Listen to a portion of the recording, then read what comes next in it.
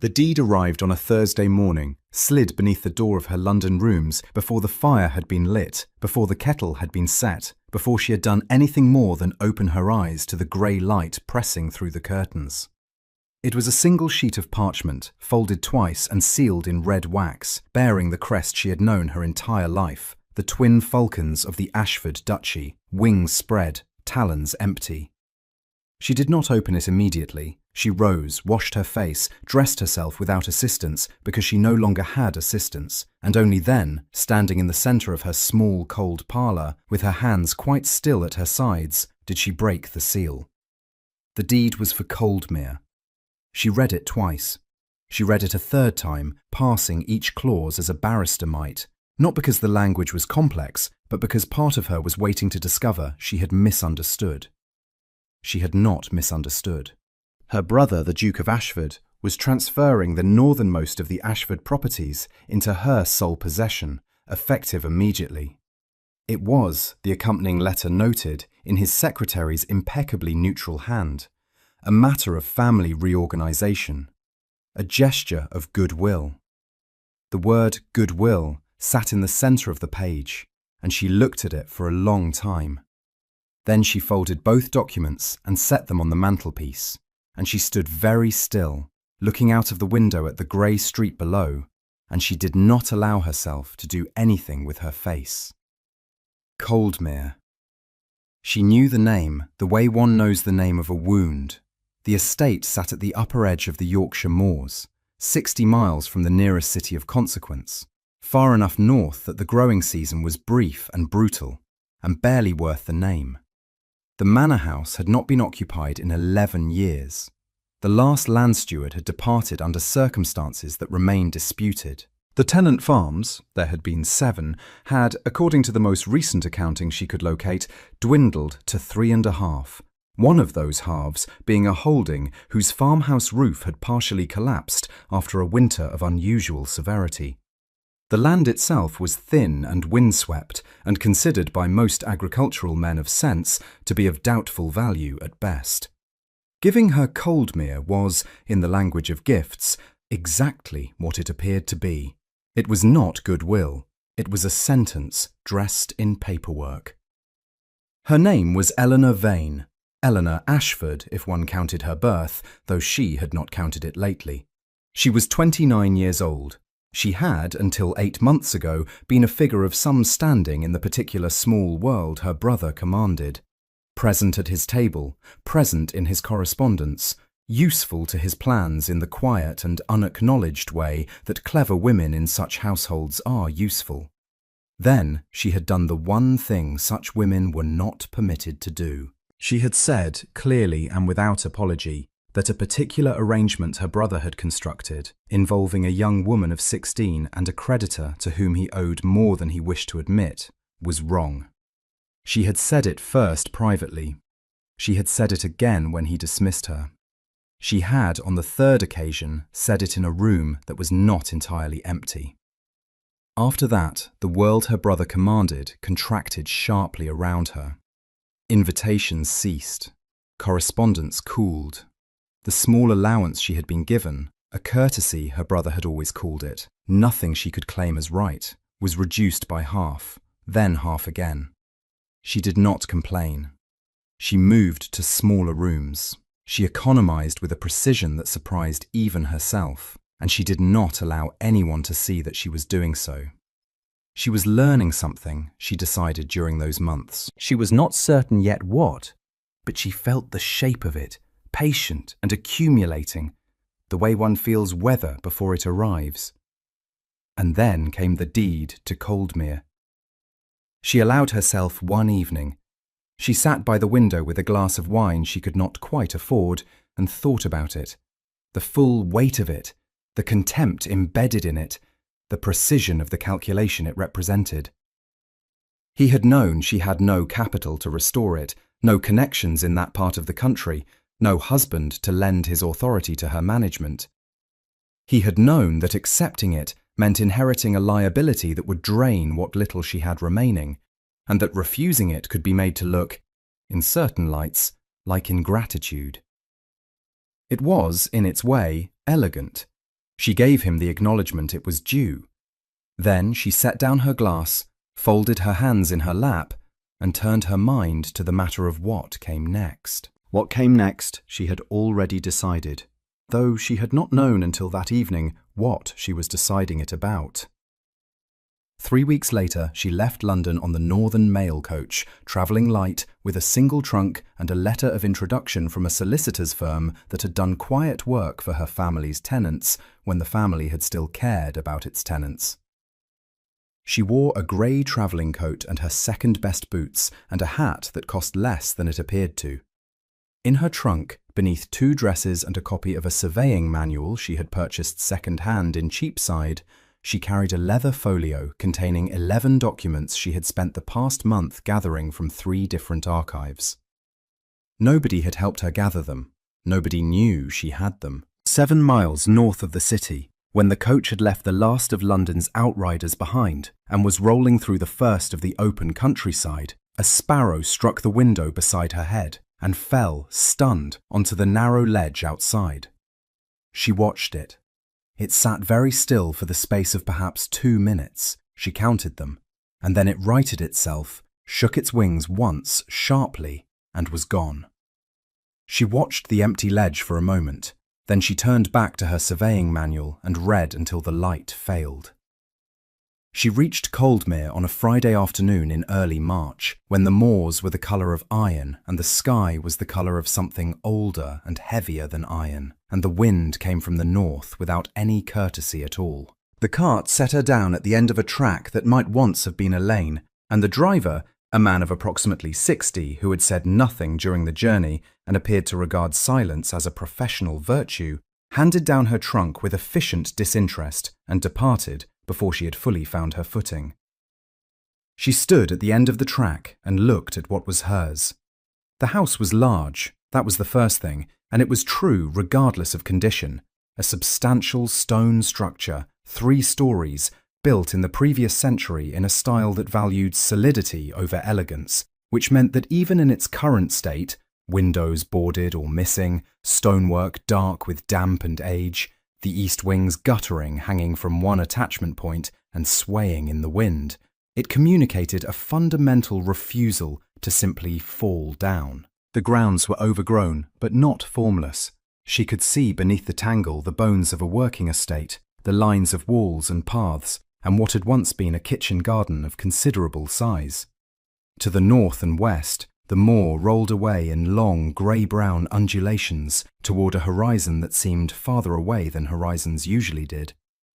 To the south, half a mile down a track she could just make out, a thread of chimney smoke rose from what she assumed was the farmhouse of one of her 3 remaining tenants.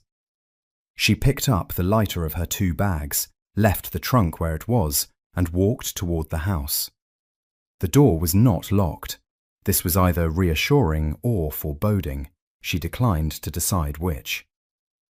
The interior was cold and dark and smelled of stone and years and something faintly animal, which she chose to interpret as birds in the upper floors. The entrance hall was large enough to feel bleak rather than cosy, its flagstone floor intact beneath a scattering of leaves that had found their way in through a broken window.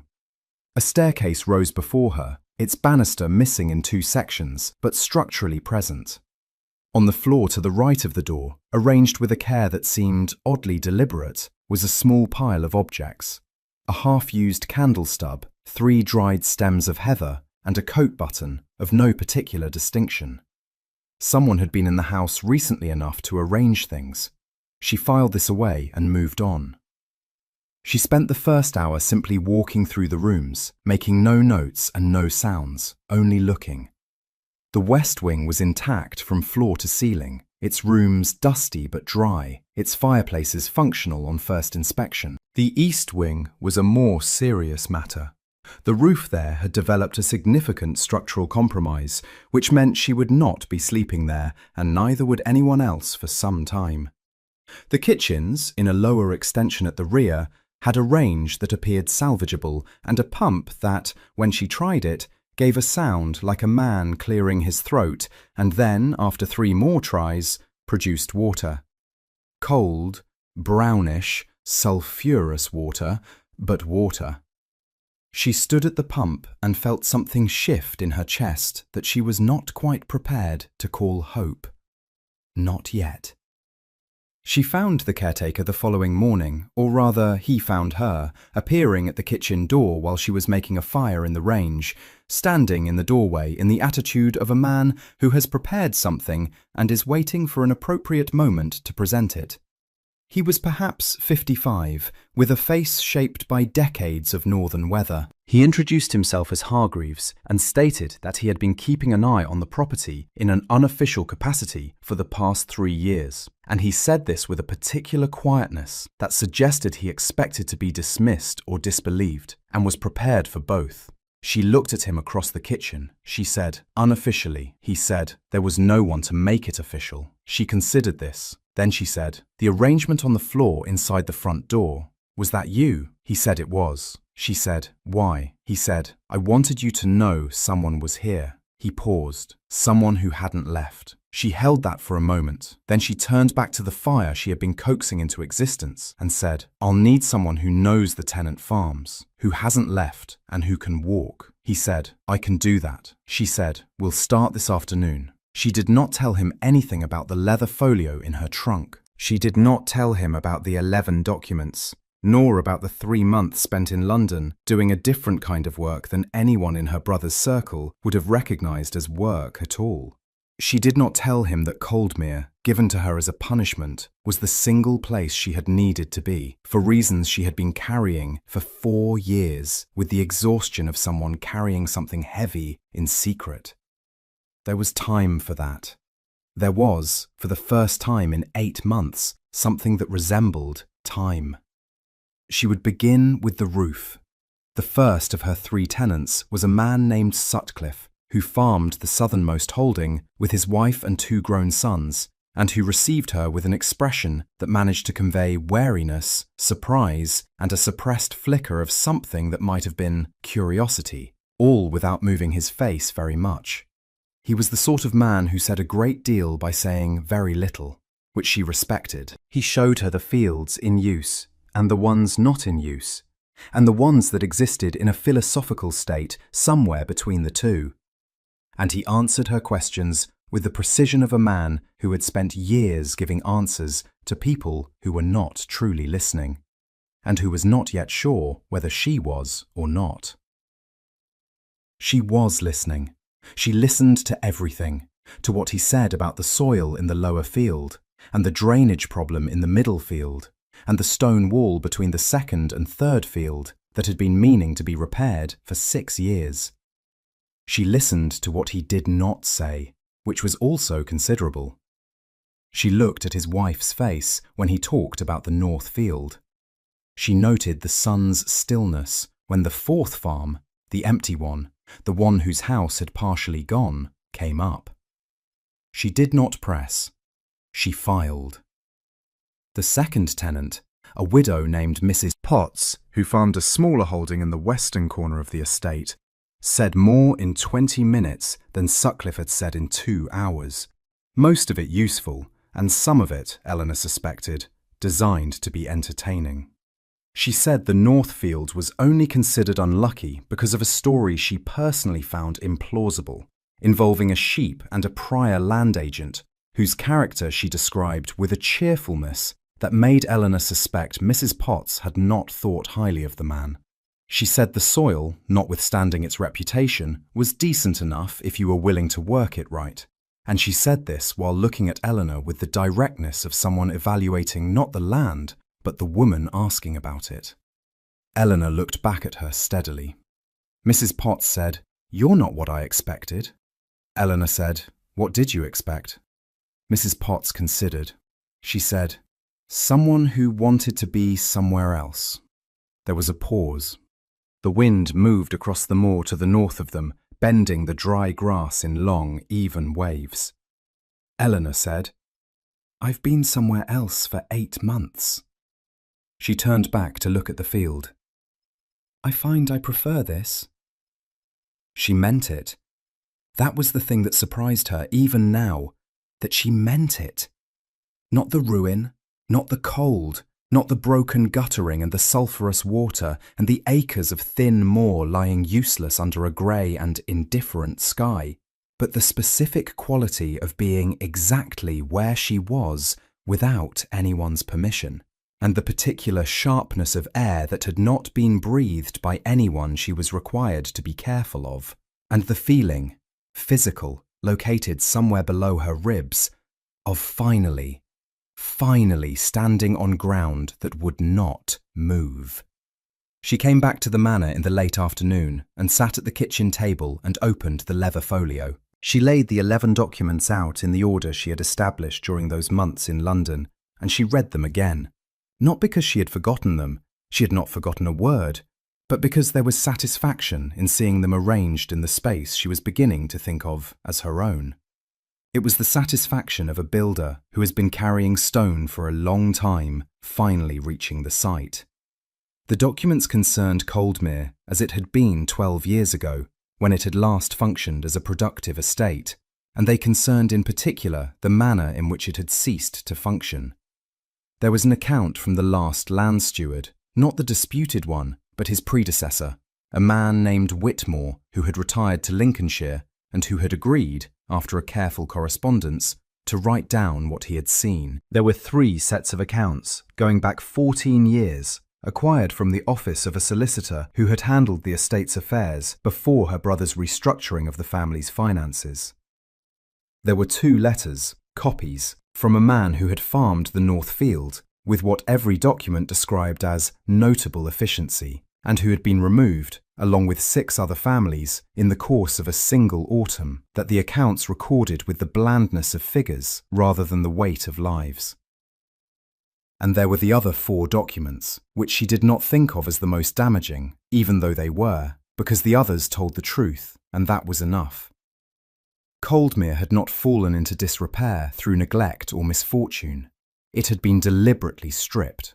The decision had been made 12 years ago to extract whatever could be extracted from the estate and redirect it to the benefit of other parts of the Ashford holdings, specifically to fund the purchase of a property in Somerset that had since become one of the most profitable portions of her brother's estate, the one he mentioned at dinner with the quiet satisfaction of a man who considers himself to have made an excellent decision.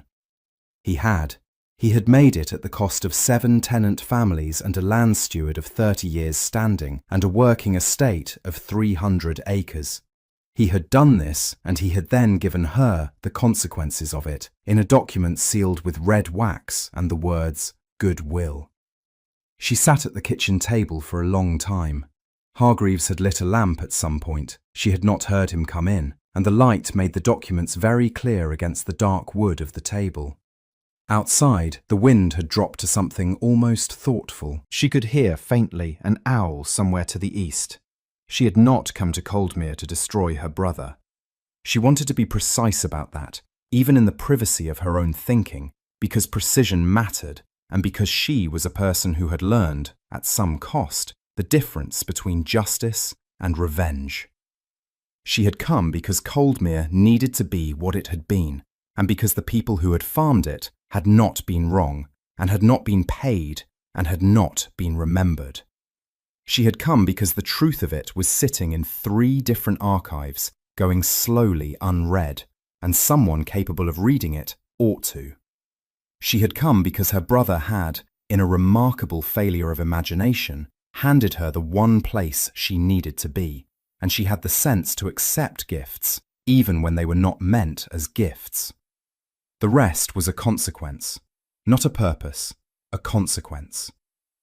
She gathered the documents, returned them to the folio, and tied the folio closed. Then she made herself a cup of tea and sat and drank it in the lamplit kitchen of her ruined house on her inherited moor, and she thought, quietly, methodically, about what needed doing first. The roof she had already decided, but before the roof, the soil. Before the soil, the survey. Before the survey, in the morning, early, before the light had fully come, the North Field, which she had not yet walked, and which the document suggested was considerably better than anyone currently knew. The spring came late to the moors, but it came. She learned this in the way one learns things at Coldmere, slowly, physically, through the body rather than through any account written by someone else. She learned it first in the light, which began to arrive earlier and stay later, with a persistence that felt almost argumentative. She learned it in the soil of the North Field, which she walked in late March with waterproofed boots and a notebook she was filling at a rate that would require a second one by April. The soil there was, as she had suspected and the documents had suggested, considerably better than its reputation. It was heavy and cold and required work, but it was not damaged. It had simply been left. There is a difference between damaged and abandoned. She had learned this, she thought, about herself before she had learned it about the field. But the field was teaching it again, in a language she found very clear. Hargreaves brought in a man from the village to assess the east wing roof in early April. The man's name was Tomlin, and he looked at the damage with the expression of a surgeon considering a patient who has survived something unlikely. And he gave her an estimate that was not as terrible as she had feared. She bargained with him for a quarter of an hour and arrived at a figure she could manage if everything else went as she intended, which she understood it might not. Tomlin left. Hargreaves waited. She said, "What's the story about the North Field?" He said, "Which story?" She said, "The one that's meant to explain why no one farms it." He was quiet for a moment. Then he said, there had been a family on the North Field, the Mosses, 3 generations, and they had been very good at it, which was the generally agreed understanding, and then they had been put off, though the reasons given had never entirely satisfied the people receiving them. After that, the field had sat, and a story had grown up around it, the way stories grow up around things that people cannot otherwise account for, involving misfortune and poor soil, and one incident with a sheep that he personally did not credit. She said, "Does anyone know where the Mosses went?" He said, "The son is in Harrogate. He has a yard." She said, "Write it down for me." She wrote to the son in Harrogate in mid-April. She received a reply in early May, short, in the tone of a man who has learned not to expect much from correspondence with people in the position she appeared to occupy, but who had decided, for reasons he did not explain, to answer anyway. His name was Joseph Mosser. He was 38 years old, he had a timber yard in Harrogate, and he had not set foot on the North Field in 14 years. She wrote back. He wrote back again. By the third letter, the correspondence had a quality she could only call careful. 2 people building something fragile in the air between them, testing each weight before adding the next. She did not tell him about the folio yet. She told him about the field. The first visible sign that something was changing at Coldmere came in June, when the roof of the east wing, patched and secured by Tomlin and 2 of his nephews over the course of 3 weeks, ceased to present a hazard and became instead simply a roof. This was, in the scale of what needed doing, a small thing. It did not look small.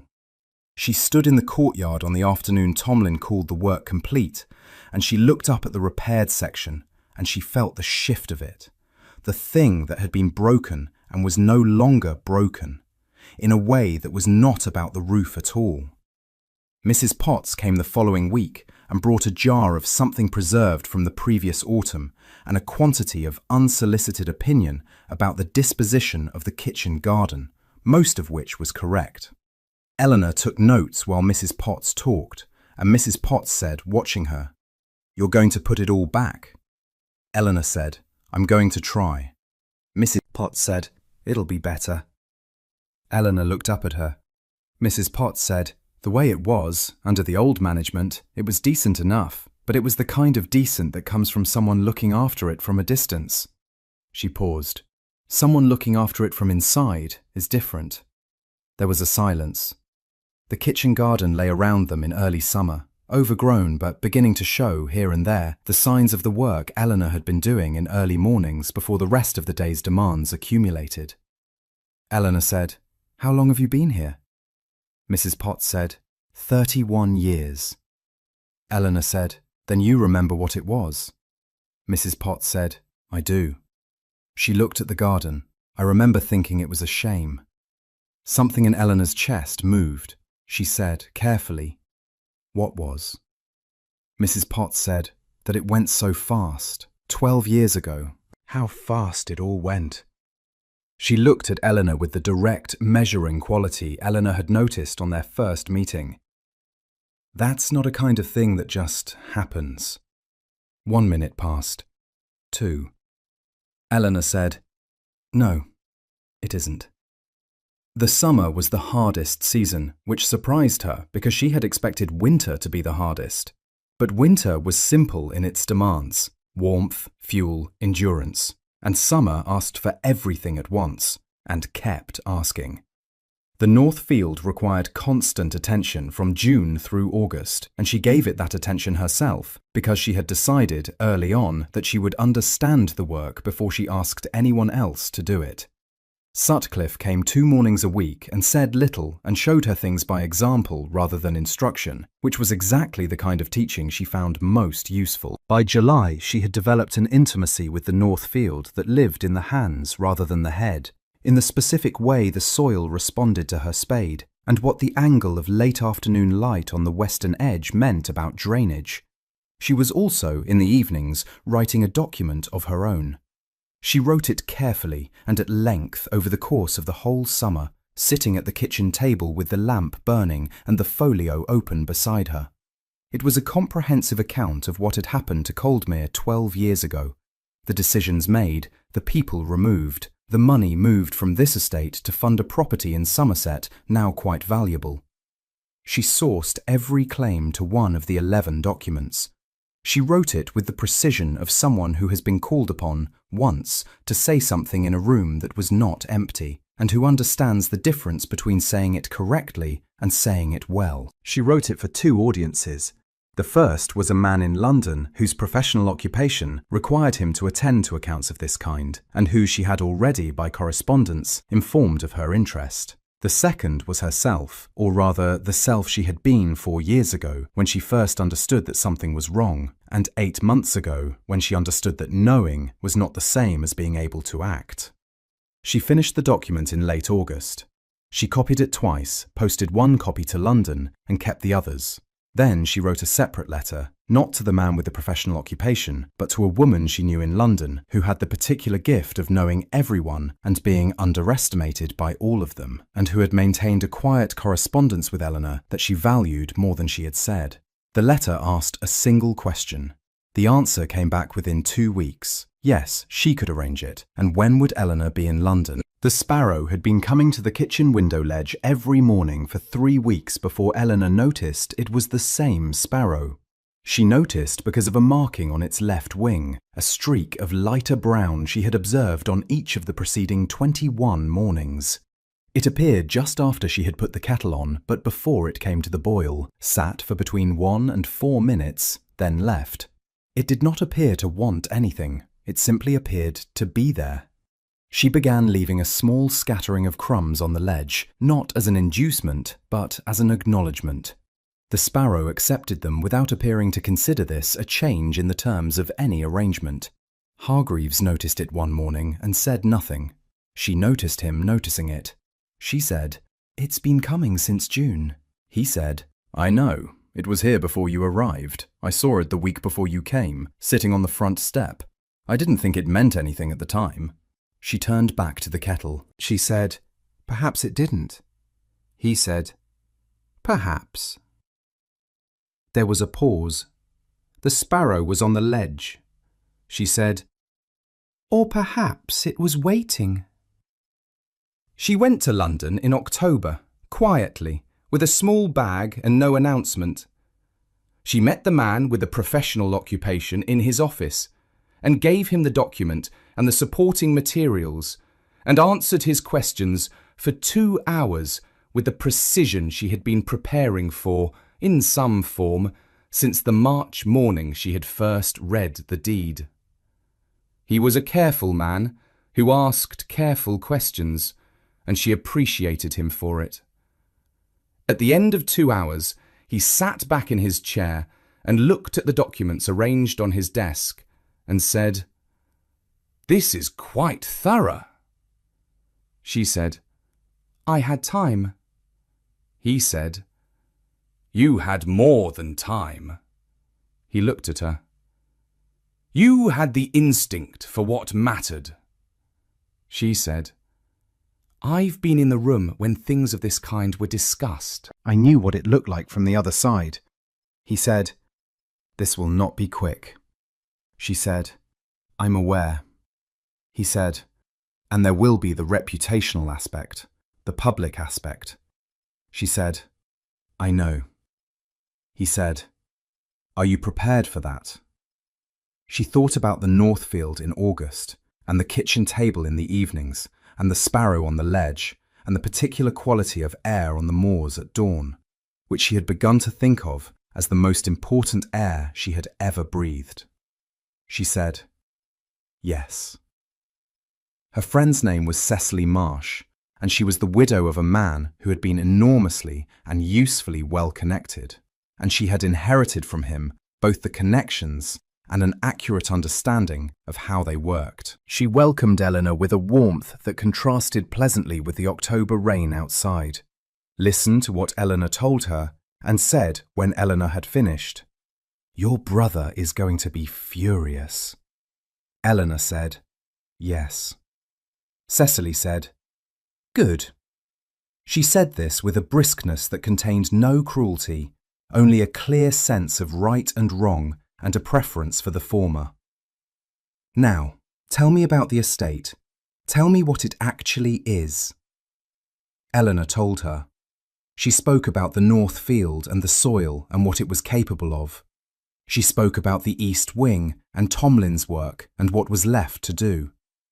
She spoke about Mrs. Potts and Sutcliffe and Joseph Mosser in Harrogate, who had come once in late September to walk the North Field with her, and who had stood at the far edge of it for a long time without speaking, and who had said, finally, "It's still good land."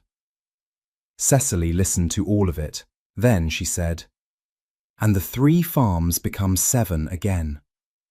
Eleanor said, "Given time and capital." Cecily said, "And the house." Eleanor said, "Given more time and more capital." Cecily said, "And what do you need that you don't have?" Eleanor told her that too. Cecily said, "I know 3 men who would consider this interesting." She said it the way she said most things, without raising her voice, which was how you knew she meant it. Not interesting in the way that involves arriving and taking over. Interesting in the way that involves a return on an unusual situation. She paused. "Earls." There was a pause. Eleanor said, "Who are they?" Cecily named them. Eleanor knew 2 of them and knew of the 3rd. She sat with it for a moment. Then she said, "I'm not selling Coldmere." Cecily said, "I know that." Eleanor said, "And I'm not." Cecily said, "I know that too." She said it patiently, the way she said things she had already thought further than the person she was talking to. "What I'm suggesting is an investment arrangement. Development capital in exchange for a lease interest over a specified term, with the estate remaining in your ownership and management throughout." She looked at Eleanor. "It is what it is, a business arrangement. The fact that it would, incidentally, result in 3 Earls competing to invest in something your brother handed you as a punishment, that's simply additional."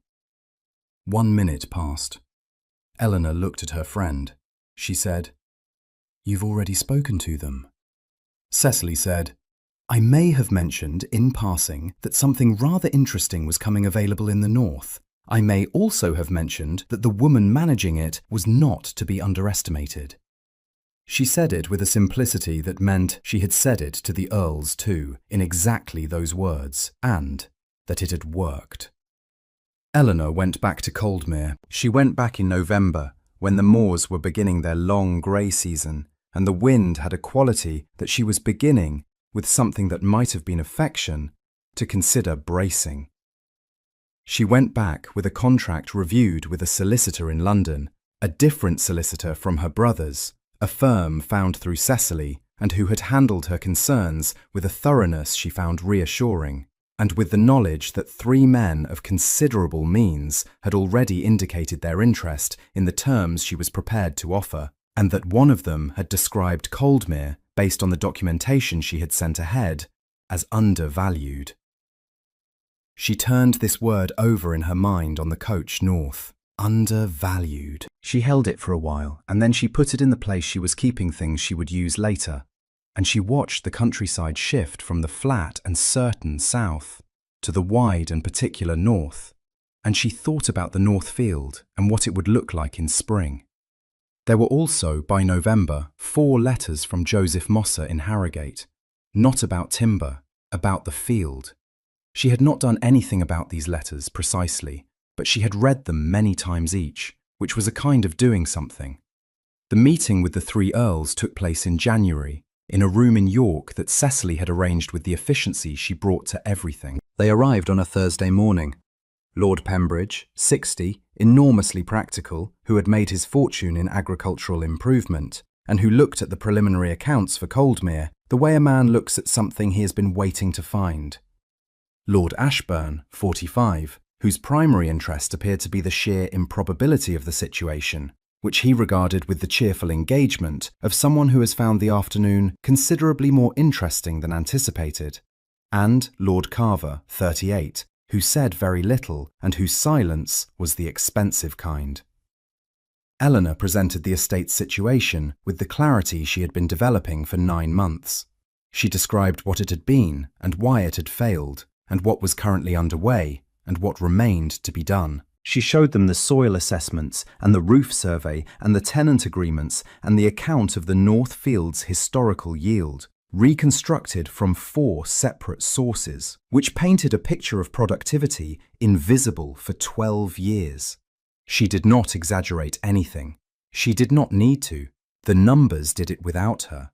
Pembridge asked most of the questions, which were excellent.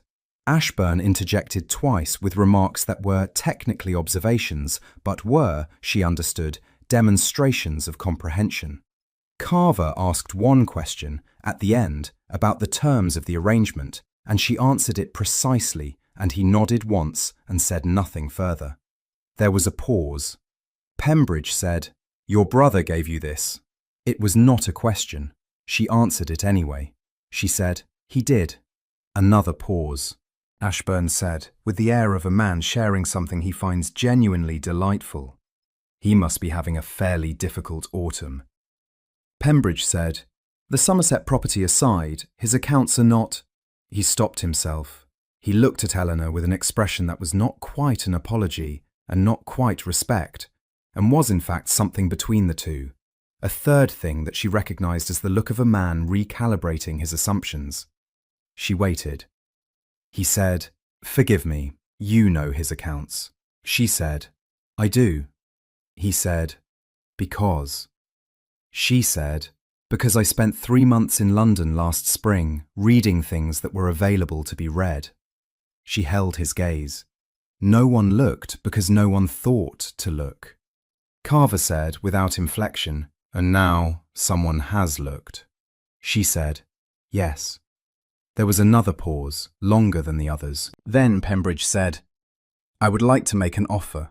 Ashburn said, with some amusement, "So would I." Carver said, "So would I." They made their offers. She listened to all 3 without interrupting. Then she told them she would consider the terms and respond within a fortnight, and she thanked them for coming. And she did this with the composure she had been practicing in various forms for her entire adult life, but which felt today not like an exercise in control, but like the natural expression of someone who is exactly where they are supposed to be, and knows it. She chose Pembridge in the end, because his terms were not the most generous, but his understanding of land was the deepest, and she was not interested in money for its own sake. She was interested in what money could do to a field that had been waiting. The document concerning her brother's management of Coldmere 12 years ago became public in February, in the form that such documents become public, slowly at first, then suddenly, in the way of water finding a crack in stone. The man with the professional occupation had done his work with the thoroughness of someone who does not want to be wrong. And he was not wrong. And the accounting for the 7 removed families and the redirected funds was not capable of being disputed, because Eleanor had made it not capable of being disputed through the simple and time-consuming method of gathering everything. Her brother's response was what such responses are: initially dismissive, then defensive, then, in the 3rd week, a silence that said more than the first 2 responses combined. She was on the North Field when she heard about the silence. Hargreaves told her, relaying information from Mrs. Potts, who had received a letter from a cousin in York. She was standing at the western edge of the field, looking at the horizon, which, in February, was still grey and still far away, and still the particular kind of beautiful that is not comfortable, but is true. She said, "I see." Hargreaves said, "It's in the papers in London." She said, "Yes." He said, "Are you all right?" She thought about this carefully, the way she had learned to think about things that mattered. She said, "I think so. I'm not sure what I expected to feel." He said, "What do you feel?" She said, "Tired." A pause. "Something that isn't quite the right word for what I mean." She looked at the horizon. Like something has been put down, something that was being carried. He said, "Ah." She said, "Yes." The sparrow appeared, unremarkably, on the fence post to her left. It sat there in the February wind with an air of complete indifference to the cold, which she had come to regard as one of its more admirable qualities. It looked at her. She looked at it. Then it flew, low and direct, across the north field toward the southern wall and was gone. She stood for a moment longer. Then she turned and walked back toward the house. A year passed. It passed the way years pass on working land, in seasons, in soil conditions, in the incremental accumulation of decisions that compound slowly into something visible. The North Field came back first, more fully than she had hoped, and by late summer, more fully than even Pembridge had expected. Sutcliffe expanded his holding into the 4th farm in June, the one whose roof had been repaired in April by Tomlin's eldest nephew. Mrs. Potts replanted the section of her holding she had been resting for 2 seasons, and the kitchen garden at the manor was, by July, producing enough that Eleanor had begun, quietly, to think about what one did with a surplus. Joseph Mosser came in April, and then again in June, and then again in August, and on each occasion he stayed a day longer than the occasion strictly required, and on the 3rd occasion he walked the North Field with her at dawn, and stood at the western edge, where she had stood in February, and said quietly, without looking at her, "I'd like to come back, not just to visit." She was quiet for a moment. She said, "The field?" He said, "Among other things." She looked at the field. She looked at the horizon, which in August was not grey at all, but a deep, particular blue, the kind that suggests the sky has decided to make an effort. She said, "There's a great deal of work." He said, "I know." She said, "It won't be simple." He said, "I know that too." A pause. She said, "There are already people who have a stake in it. Sutcliffe and his sons, Mrs. Potts, Hargreaves, people who stayed." He said, "I understand. I left because I was put out, not because I wanted to go." She looked at him. It was, she thought, possibly the most precise thing she had ever heard anyone say about anything. She said, "I know." He said, "I was 14. I didn't have a choice then." He turned to look at her. "I'm 39 now." She held that. She said, "You'd need to speak to Sutcliffe." He said, "I know Sutcliffe.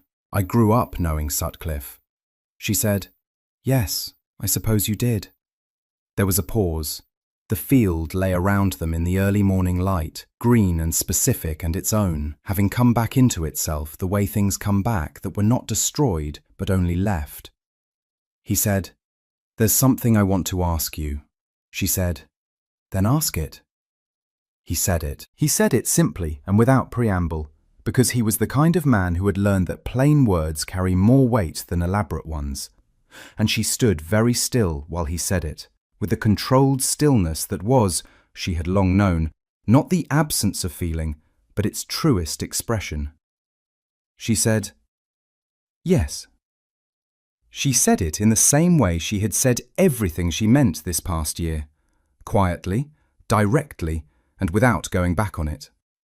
He exhaled once, and she saw his hands relax by a degree so small it was barely perceptible, and enormous beyond measure. The summer continued. The Duke's response worked through its stages with the slowness of things that are real and therefore cannot be resolved quickly. His secretary released a statement. His solicitors released a statement.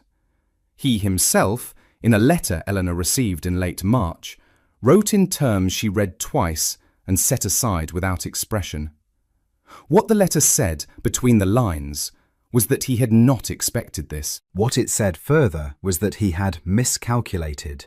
Not the deed, not the ruined estate, but something further back, something about her, which he had always assessed by the same standard he applied to everything that did not directly serve him, and had therefore assessed incorrectly. She did not write back immediately. She wrote back in May, when the North Field was showing its spring growth, briefly and without rancour, and with a precision she hoped he would read correctly. She said that she hoped for his own sake he would address the matter of the 7 families, which she would not further press if he addressed it himself. She said that Coldmere, in its current trajectory, would be a different kind of estate than it had been, and a different kind again than he had perhaps imagined when he signed it over. She said nothing about herself, because nothing needed to be said about herself. She signed it, Eleanor Vane. The response took 3 weeks and was brief and, if one knew how to read it, contained more than its sentences. He had engaged a firm to assess the matter of the displaced tenants. He noted that Coldmere's recent activities had come to his attention. He offered no opinion on them. He signed it, as he always did, with the full ducal formality, a kind of armour that a person wore when they had run out of other weapons. She filed the letter with the others. The manor was, by October of that second year, not finished. She did not expect it would be finished for some time, and she had developed a working relationship with unfinishedness that she thought of as respectful. But it was a house. It had working fireplaces and sound floors, and a kitchen that in certain lights could be called warm. The east wing was inhabitable, if one chose to use the word with some generosity. The grounds were not those of a great estate, but they were grounds actively becoming something, and becoming was enough. There was an evening in late October when she sat in the kitchen with the lamp on and the fire built up and the sound of the wind outside doing its customary work on the moors, and Hargreaves was at the far end of the table with some account book, and she had in front of her a letter from Cecily containing a description of her brother's current position in London, rendered with Cecily's particular dry precision, and it made Eleanor set down the letter and sit for a moment with a feeling she took a while to name. It was not triumph, or not only triumph. It was something quieter and more persistent, the feeling of a thing completed, not done, because Coldmere would never be done, and Joseph Mosser would arrive again in November, and the North Field still had untried sections, and there were 4 more farms to rebuild before the estate was what it had been, but completed in the sense that the shape of it was now visible, the direction clear. The thing that had been buried was found. The truth that had been carried was set down. What was left was not a story about what had been done to her. It was a story about what she was building, and what she was building was going to last. Hargreaves said, without looking up from the account book, "There's a surplus on the North Field figure, larger than estimated." She said, "I know." He said, "Pembridge will want to know." She said, "I'll write to him." He said, "He'll be pleased." She said, "He will." She looked at the lamp. So am I. He turned a page. She picked up Cecily's letter again and read the last line of it, which was Cecily's characteristic closing, a single dry sentence that contained, as all of Cecily's sentences did, the irreducible thing. The sentence said, "You were right about the field." She had been right about the field. She folded the letter and held it in her hands for a moment, the way one holds something that is also, in its way, a kind of document. Then she set it on the table beside the account books and the lamp, and she looked at the kitchen that was hers, and the house beyond, and the grounds, and the north field she knew, in her hands and her boots, and the early morning part of her brain that had learned to think in soil, and she thought, everything grows when it is no longer alone. Outside, the wind moved across the moors with its habitual indifference. Inside, the lamp burned on.